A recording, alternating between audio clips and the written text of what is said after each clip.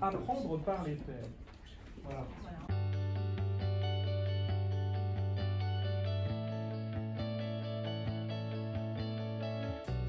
L'apprentissage par les pairs, il ne se passe pas simplement à l'âge adulte, mais qu'il se passe finalement tout au long de la vie. Et donc on ait cette dimension apprentissage par les pairs dès les plus jeunes âges.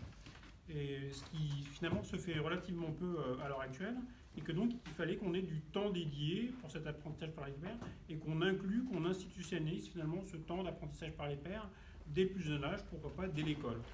Il y a des exemples qui ont été cités, par exemple avec la classe mutuelle, où finalement on a ce type d'apprentissage par les pairs au sein de la classe mutuelle dans les petites écoles. Ce qui a été aussi évoqué, c'est que finalement cet apprentissage par les pairs, ce qui était nécessaire, c'est d'avoir une rencontre entre la demande d'apprentissage et l'offre. Et donc nécessité d'avoir une rencontre un peu immédiate finalement entre cette demande d'offre et de demande. Et donc la nécessité de penser des outils. Et de se dire finalement quels pourraient être ces outils qui nous faciliteraient la rencontre entre quelqu'un qui a quelque chose à proposer, quelqu'un qui cherche à apprendre, finalement à découvrir quelque chose. D'où la question, pourquoi pas, d'application, la question aussi de la reconnaissance finalement aussi de cet apprentissage.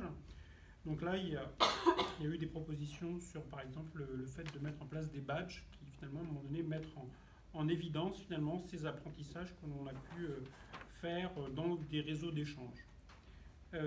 Ensuite, on s'est posé la question de mettre en place finalement des réseaux d'échange, c'est bien, mais finalement on risque de se retrouver enfermé dans des silos avec des pairs qui nous ressemblent, un peu comme vous tous ici. Finalement, on se rend compte qu'il y en a beaucoup qu'on connaît, ou qu'on connaît de vue, ou qu'on connaît sur les réseaux sociaux, mais on échange finalement toujours un peu entre nous. Et donc du coup, nécessité de se mettre un peu en danger et de penser à inclusion, de ne pas finalement recréer des boîtes où on échangerait finalement toujours entre nous sur nos savoirs, mais qui seraient toujours un peu les mêmes. Et donc, et donc du coup, on s'est dit, il faut absolument qu'on soit champagne et paillettes, donc la méthode canadienne qui va finalement nous permettre de se mettre un peu en danger et de se dire, on a un contrat avec soi sur les apprentissages, un contrat finalement on échange avec ceux avec lesquels on est, mais aussi avec les autres quand on est un petit peu ouvert et un peu finalement ouvert vers les autres. Donc finalement se mettre un peu en danger et progresser dans l'ouverture finalement vers les autres.